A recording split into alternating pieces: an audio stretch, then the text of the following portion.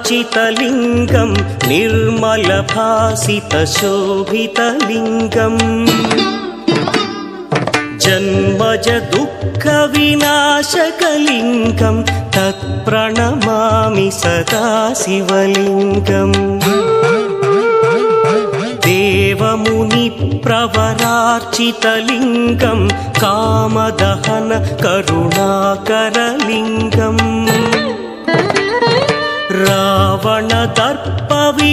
रावणदर्पविनाशकलिङ्गं तत्प्रणमामि सदा शिवलिङ्गम्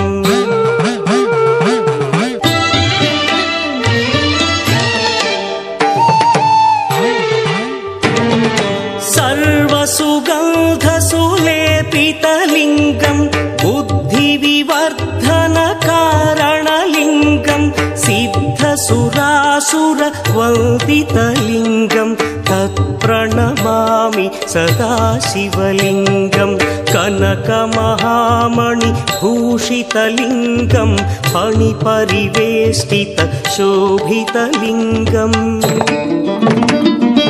दक्षसुयज्ञविनाशकलिङ्गं तत्प्रणमामि सदा शिवलिङ्गम् कुङ्कुमचन्दनलेपितलिङ्गं पङ्कजहार सुशोभितलिङ्गम् सञ्चितपापविनाशकलिङ्गं तत्प्रणमामि सदा शिवलिङ्गम्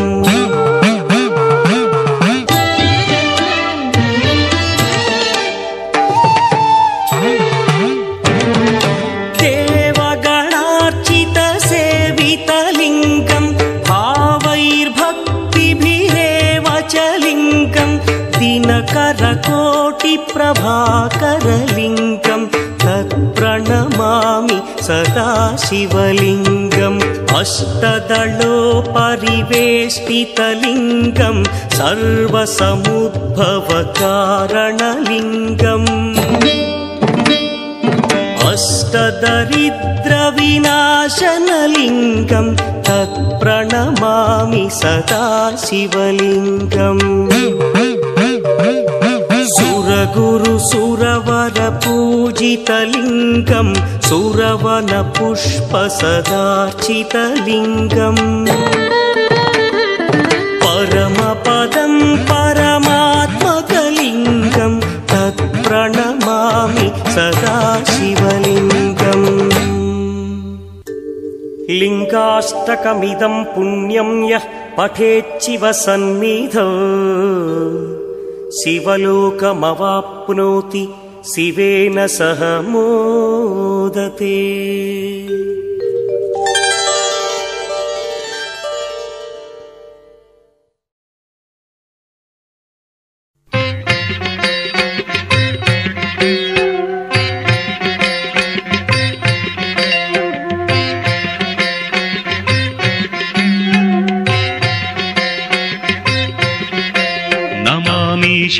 ईशाननिर्वाणरूपं विभुं व्यापकं ब्रह्मवेदस्वरूपम् अजं निर्गुणं निर्विकल्पं निरीहं चिदाकारमाकाशवासं भजेऽहं नमामीशमीशाननिर्वाणरूपं विभुं व्यापकं ब्रह्मवेदस्वरूपम्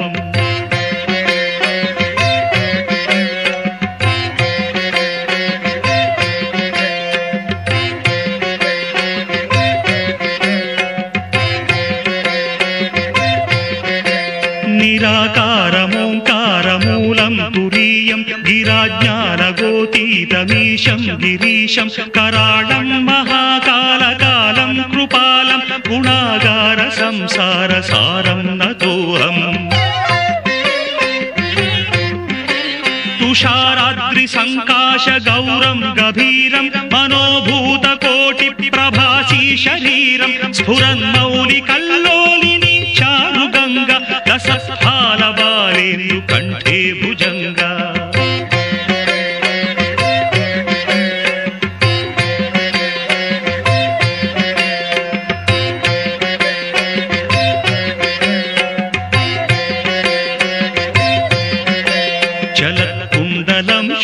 नेत्रं विशालं प्रसन्नाननं नीलकण्ठं दयालं मृगाधीश चर्माम्बरं मुण्डमालं प्रियं शङ्करं सर्वनाथं भजामि प्रचण्डं प्रकृष्टं प्रगल्भं परेशम् अखण्डं भजे भानुकोटिप्रकाशं त्रयीशूलनिर्मूलनं शूलपाणिं भजेऽहं भवानीपतिं भावगम्यम्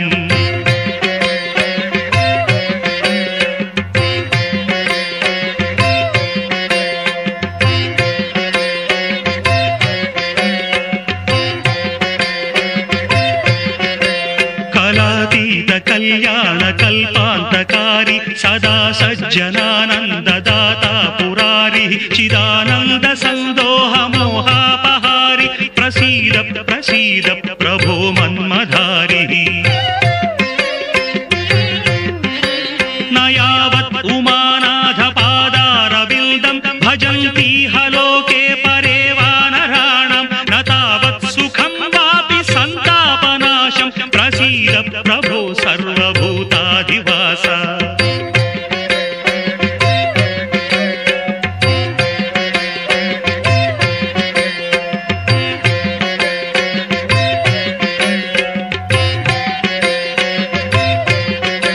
न जानामि योगं जपं नैव पूजां नतोऽहं सदा सर्वदा देव तुभ्यं जराजन्म दुःखौघतातप्यमानं प्रभो पाहि शापान्नमामीश शम्भो रुद्राष्टकमिदं प्रोक्तं विप्रेण हरतुष्टये ये पठन्ति नरा भक्त्या तेषां शम्भुः प्रसीदति।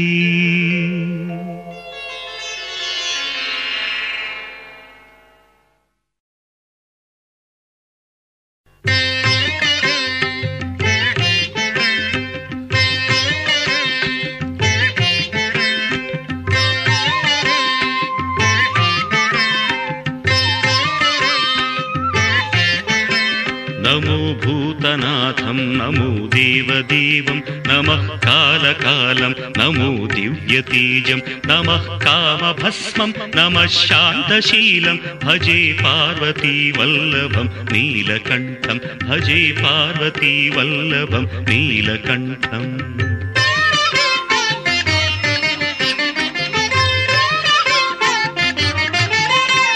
सदा तीर्थसिद्धं सदा भक्तरक्षं सदा शैव पूज्यं सदा शुद्धभस्मं सदा ध्यानयुक्तं सदा ज्ञानकल्पं भजे पार्वतीवल्लभं नीलकण्ठं भजे पार्वतीवल्लभं नीलकण्ठम्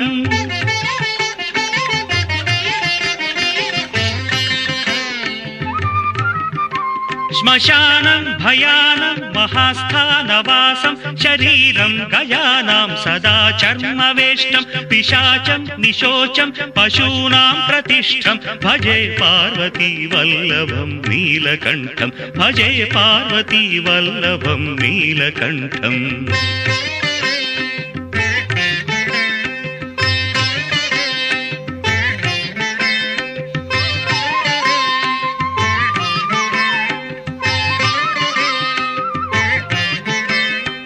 फणीनागकण्ठे भुजङ्गाद्यनेकं कडेरुण्डमालं महावीरशूरं कटिव्याघ्रचर्मं चिताभास्मलेपं भजे पार्वतीवल्लभं नीलकण्ठं भजे पार्वतीवल्लभं नीलकण्ठम्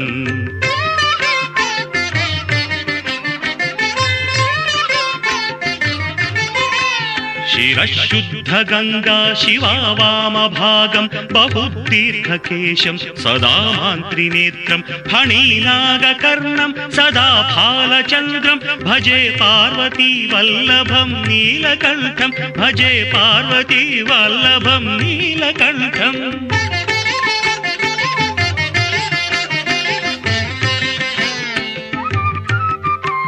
करे शूलधारं महाकष्टनाशं सुरेशं वरेशं महेशं जनेशं धने चारुधीशं ध्वजेशं गिरीशं भजे पार्वती वल्लभं नीलकण्ठं भजे पार्वती वल्लभं नीलकण्ठम्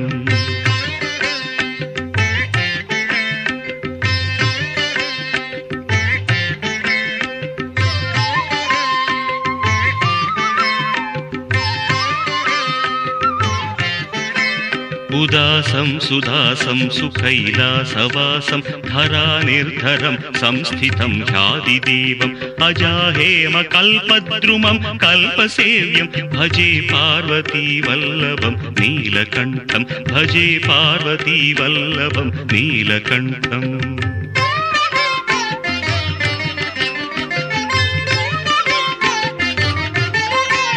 मुनीनां वरेण्यं गुणं रूपवर्णं द्विजासं पठन्तं शिवं वेदशास्त्रम् अहो दीनवत्सं कृपालं शिवं हि भजे पार्वती वल्लभं नीलकण्ठं भजे पार्वती वल्लभं नीलकण्ठम्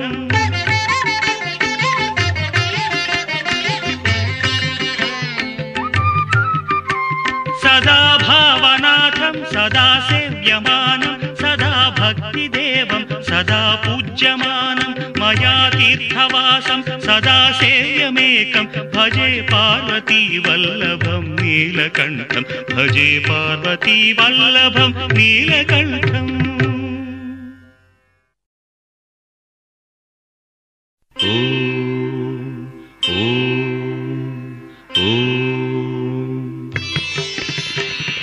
ओंकारबिंदु संयुक्तं नित्यं ध्यायन्ति योगिनः कामदं मोक्षदं तस्मादोंकाराय नमो नमः ओंकारबिंदु संयुक्तं नित्यं ध्यायन्ति योगिनः कामदं मोक्षदं तस्मादोंकाराय नमो नमः ओंकाराय नमो नमः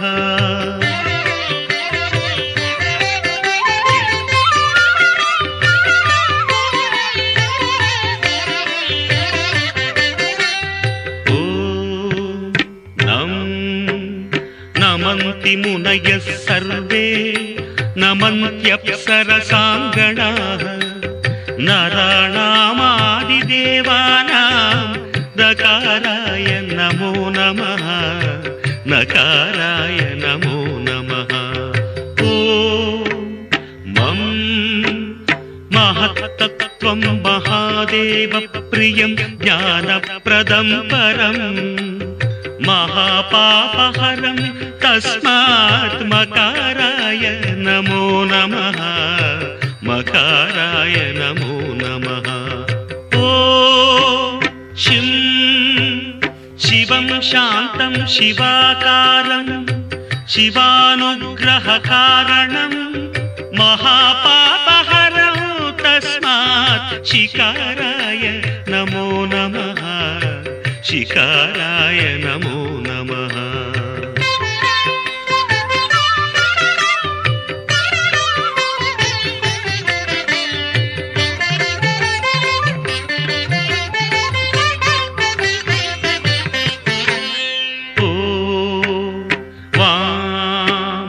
वाहनं वृषभो यस्य वासुकी कण्ठभूषणं वामशक्तिधरं देवं वकाराय नमो नमः वकाराय नमो नमः ॐ यं यकारे संस्थितो देवो यकारं परमं शुभं यं नित्यं परमानन्दं यकाराय नमो नमः यकाराय नमो नमः ॐ यः क्षीराम्बुधिमन्थनोद्भवमहाहालाहलं भीकरं दृष्ट्वा तत्र पलायिता सुरगणा नारायणादीन्तरा नारायणादीन्तरा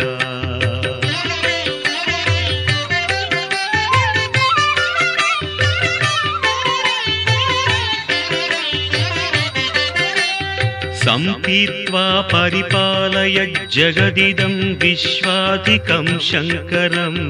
सेव्यो नः सकलापदं परिहरन् कैलासवासी विभुः षडक्षरमिदं स्तोत्रम् यः पठेत् शिवसन्निधौ तस्य मृत्युभयं नास्ति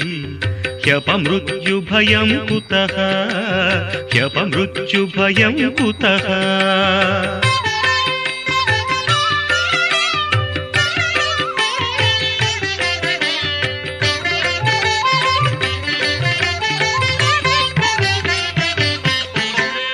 यत्कृत्यं तन्न कृतं यदकृत्यं कृत्यवत्तदाचरितम् उभयो प्रायश्चित्तं शिव तव नामाक्षरद्वयोच्चरितं तव नामाक्षरद्वयोच्चरितं शिव शिवेति शिवेति शिवेति वा भव भवेति भवेति भवेति वा हर हरेति हरेति हरेति वा भज नमः शिवमेव निरन्तरं भज नमः शिवमेव निरन्तरम्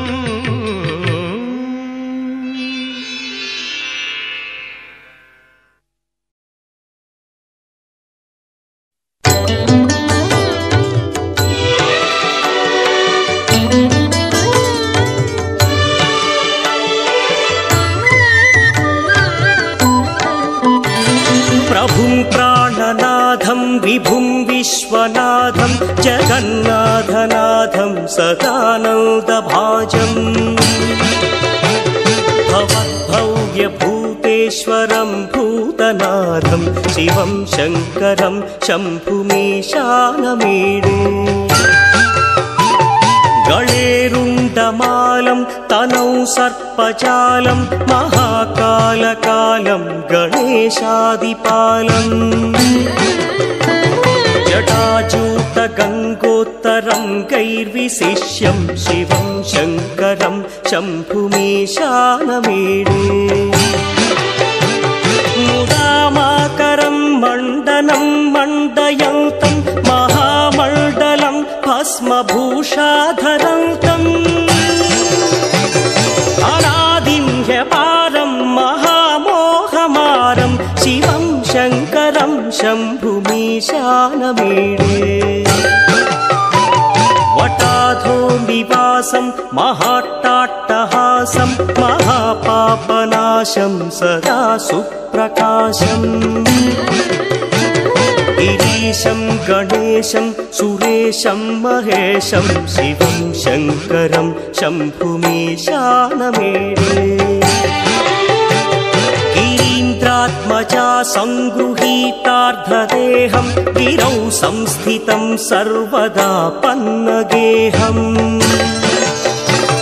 परब्रह्म ब्रह्मादिभिर्वन्द्यमानं शिवं शङ्करं शम्भुमीशानमीडे कपालं त्रिशूलं कराभ्यां दधानं पदाम्भोजनं राय कामं दधानम् बलिवर्धयानं सुराणां प्रधानं शिवं शङ्करं शम्भुमीशानमीडे शरच्चन्द्रगात्रं गणानन्दपात्रं त्रिनेत्रं पवित्रं धनेशस्य मित्रम् अपर्णाकळत्रं सदा सच्चरित्रं शिवं शङ्करं शम्भुमीशानमीडे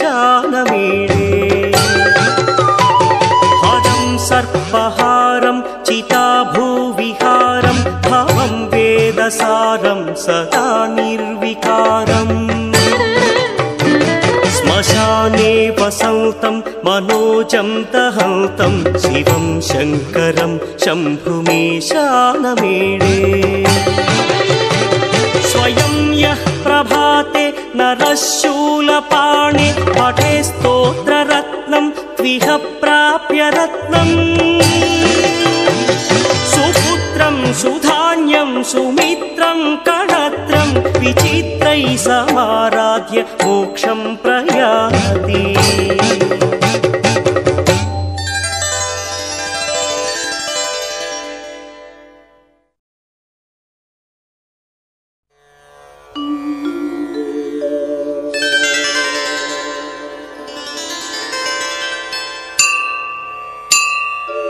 गङ्गातरङ्गरमणीय जटाकलापौ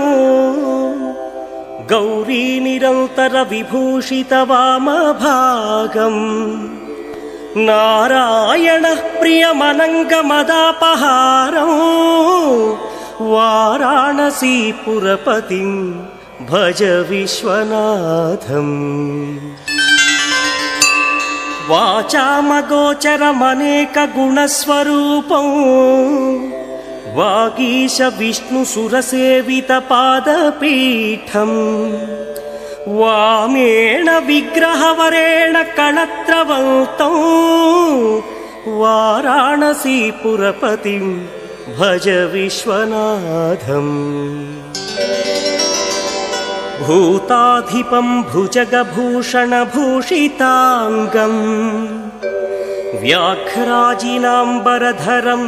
जटिलं त्रिनेत्रम्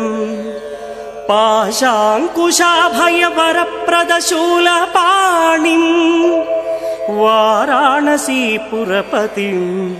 भज विश्वनाथम् सीतांशुशोभितकिरीटविराजमानौ फालेक्षणानलविशोषितपञ्चबाणम्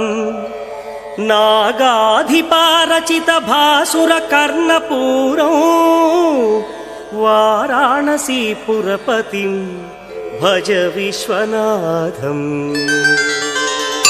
पञ्चाननं दुरितमत्तमतङ्गजानां नागान्तकं दनुजपुङ्गवपन्नगानां दावानलं मरणशोकजराटवीनां वाराणसीपुरपतिं भज विश्वनाथम् तेजोमयं सगुणनिर्गुणमद्वितीयम् आनन्दकन्दमपि राजितमप्रमेयम् नागात्मकं सकलनिष्कळमात्मरूपं वाराणसीपुरपतिं भज विश्वनाथम् आशां विहाय परिहृत्य परस्य निन्दा उपेरतिं च सुनिवार्य मनस्समाधौ आदाय हृत्कमलमध्यगतं प्रदेशं वाराणसीपुरपतिं भज विश्वनाथम् रागादिदोषरहितस्वजनानुरागं वैराग्यशान्तिनिलयं गिरिजासहायम् माधुर्यधैर्यशुभगं गरलाभिरामौ वाराणसीपुरपतिं भज विश्वनाथम् वाराणसीपुरपतेः स्तवनं शिवस्य व्यासोक्तमष्टकमिदं पठिता मनुष्या विद्यां श्रियं विपुलसौख्यमनन्तकीर्तिं सम्प्राप्य देहविलये लभते च मोक्षम् विश्वनाथाष्टकमिदं यः पठेत् शिवसन्निधौ शिवलोकमवाप्नोति शिवेन सह मोदते।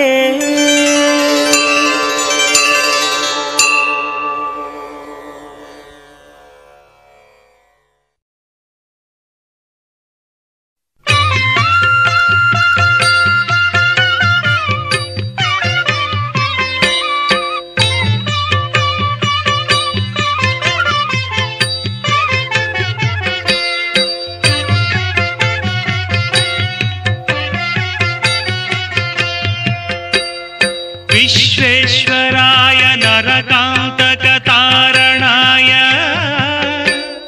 कर्णामृताय शशिशेखरधारणाय कर्पूरकान्तिधवलाय जटाधराय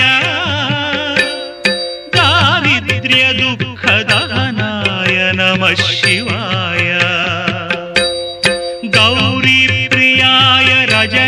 केशकलाधराय कालान्तकाय भुजगाधिपकङ्कणाय गङ्गाधराय गजराज विमर्दनाय दारिद्र्यदुःखदहनाय नमः शिवाय।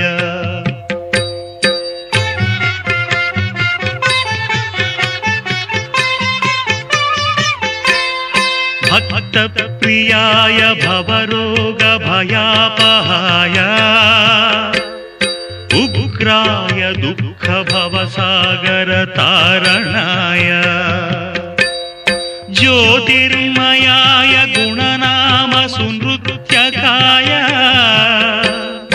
दारिद्र्यदुःखदहनाय नमः शिवाय।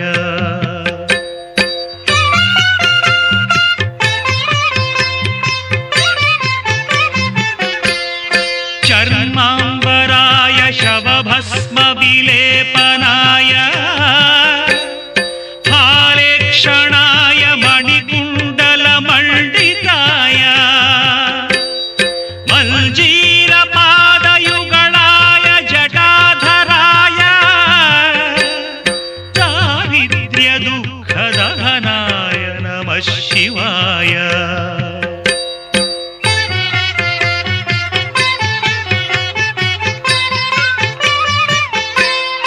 पञ्चाननाय फणिराजविभूषणाय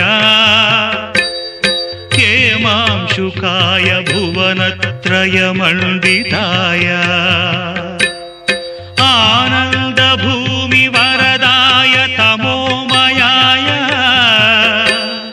दारिद्र्यदुःखदहनाय नमः शिवाय।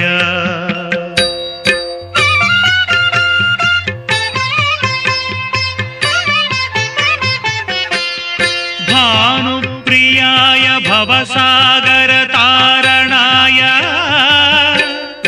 कालान्तकाय कमलासनपूजिताय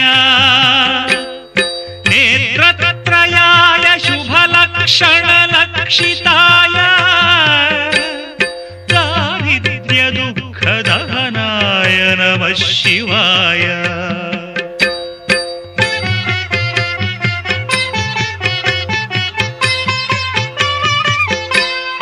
रामप्रियाय रघुनाथवरप्रदाय नामप्रियाय नरकार्णवतारणाय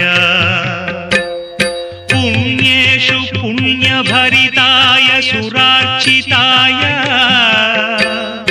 दारिद्र्यदुःखदहनाय नमः शिवाय।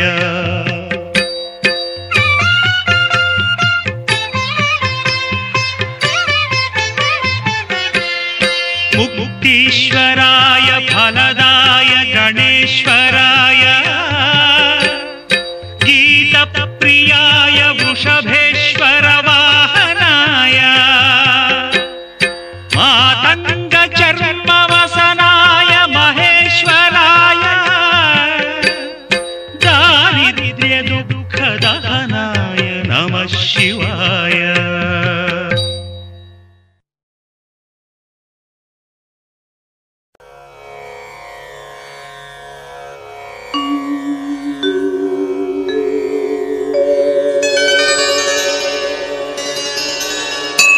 त्रिदलं त्रिगुणाकारं त्रिनेत्रं च त्रियायुधं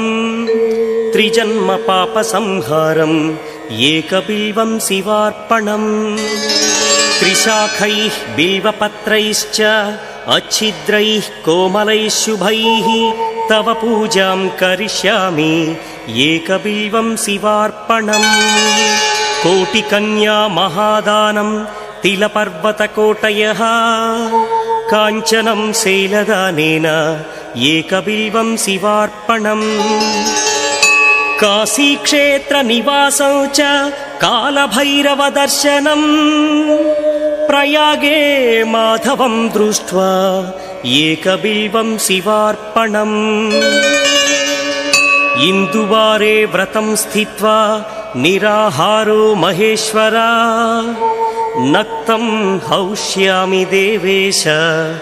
ఏకబిల్వం శివార్పణం రామలింగ ప్రతిష్ఠా చ వైవాహిక కృతం తథా తటాకాది చ సంతానం ఏకబిల్వం శివార్పణం అఖండ బిల్వపత్రం చ ఆయుతం శివపూజనం కృతం నామ సహస్రేణ ఏకబిల్వం శివార్పణం ఉమయా సహ దేవేశ నందివాహనమేవ చ భస్మలేపన సర్వాంగం ఏకబిల్వం శివార్పణం సాలగ్రామేషు విప్రాణాం తటాకం దశకూపయో యజ్ఞకోటి సహస్రస్య ఏకబిల్వం శివార్పణం దంతికోటి సహస్రేషు అశ్వమేధశతక్రతౌ కోటికన్యా మహాదానం ఏకబిల్వం శివార్పణం బిల్వానాం దర్శనం పుణ్యం స్పర్శనం పాపనాశనం అఘోర పాప సంహారం ఏకబిల్వం శివార్పణం సహస్రవేద పాఠేషు బ్రహ్మస్థాపనముచ్యతే అనేక వ్రతకోటీనాం ఏకబిల్వం శివార్పణం అన్నదాన సహస్రేషు సహస్రోపనయనం తథా అనేక జన్మ పాపాని ఏకబిల్వం శివార్పణం బిల్వాష్టకమిదం పుణ్యం యః పఠేచ్చివ సన్నిధౌ శివలోకమవాప్నోతి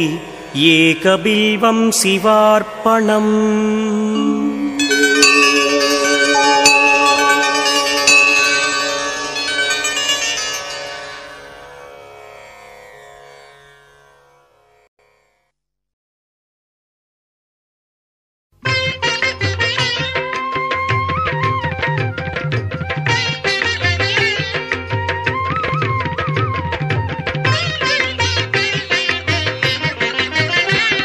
జటాకటాహ సంభ్రమ భ్రమన్నిలింప నిర్ఝరి విలోల వీచి వల్లరి విరాజమానమూర్ధని ధగద్ధగద్ధగజ్వలల్లలాట పట్ట పావకి కిశోర చంద్రశేఖరే రతి ప్రతిక్షణం మమ హరాధరేంద్ర నందిని విలాస బంధు బంధురస్ఫురదృగంధ సంతతి ప్రమోదమాన మానసి కృపాకటాక్ష ధోరణి నిరుద్ధ దుందరాపది కృచిద్దిగంబరే మనో వినోదమేతు వస్తుని జటాభుజంగ పింగళ స్ఫురత్ ఫణామణి ప్రభ కదంబ కుంకుమద్రవ ప్రలిప్త దిగ్వధూముఖి మదాంధ సింధుర స్ఫురత్ వగుత్తరీయ మేదురి మనో వినోదమద్భుతం విభర్తు భూత భర్తరి సహస్రలోచన ప్రభృత్య శేషలేఖ శేఖర ప్రసూన ధూళి ధోరణి విధూసరాంఘ్రి పీఠభు భుజంగ రాజమాలయ నిబద్ధ జాట జూటక శ్రియై చిరాయ జాయతాం చకోర బంధుశేఖరః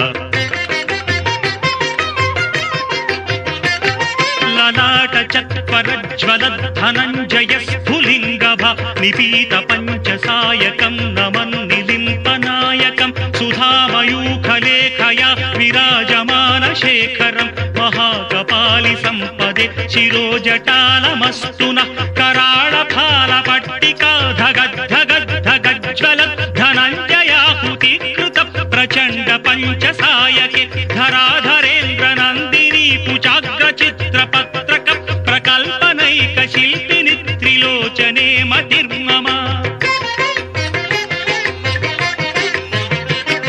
నవీన మేఘమండలీ నిరుద్ధ దుర్ధర స్ఫురత్ కుహూ నిశీధిని తమః ప్రబంధ బంధ కంధర నిలింప నిర్ఝరీ ధరస్తనోతు కృత్తి సింధురః కళానిదానబంధుర శ్రియం జగద్ధురంధర ప్రఫుల్ల నీల పంకజ ప్రపంచ కాళిమచ్చటా విడంబి కంఠ కంధరా రుచి ప్రబంధ కంధరం స్మరచ్చిదం పురచ్చిదం భవచ్చిదం మఖచ్చిదం గజచ్చిదాంధ్రకచ్చిదం తమంతకచ్చిదం భజే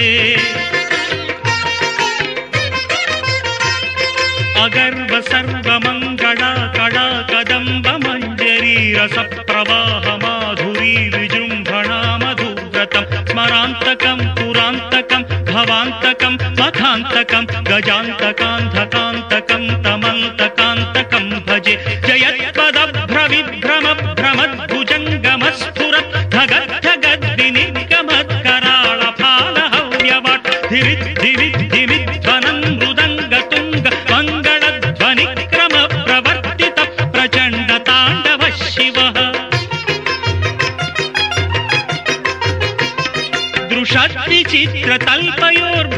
దృషద్విచిత్రతల్పయోర్భుజంగమౌక్తికస్రజో గరిష్ఠరత్నలోష్టయో సుహృద్విపక్షపక్షయో తృణారవిల్ద చక్షుషో ప్రజామహీ మహేంద్రయో సమం ప్రవర్తయన్మనః కదా సదా శివం భజే కదా నిలింప నిర్ఝరీ నిపుంజ కోటరేవ సన్విముక్త దుర్మతి సదా శిరస్థమంజలిం వహన్ విముక్తలోలలోచనో లలాటపాల లగ్న కశివేతి మంత్రముచ్చరం కదా సుఖీ భవామ్యహం ఇమం హి నిత్యమేవ ముక్తముత్తమోత్తమం స్తవం పఠన్ స్మరన్ భ్రువన్ నరో విశుద్ధిమేతి సంతతం హరే గురౌ సుభక్తిమాశు యాతి నాన్యథా గతిం విమోహనం విదేహినాం సుశంకరస్య చింతనం పూజావసాన సమయే దశవక్త్రగీతం యశంభు పూజనమిదం పఠతి ప్రదోషే తస్య స్థిరాం రథగజేంద్ర తురంగయుక్తా లక్ష్మీం సదైవ సుముఖీం ప్రదదాతి శంభుః లక్ష్మీం సదైవ సుముఖీం ప్రదదాతి శంభుః